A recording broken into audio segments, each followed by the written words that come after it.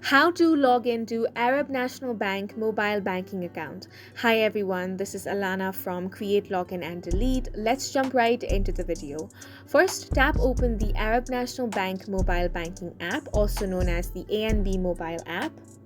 Now over here on the home page, tap on the English option at the top right corner of your screen, and that's going to change the language into English.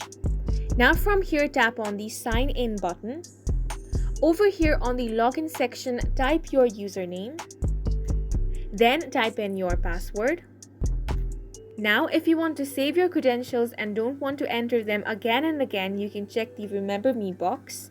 In case you have forgotten your password or user ID, tap on Forgot Password / User ID option, and that's going to prompt you to this page where you can reset your credentials.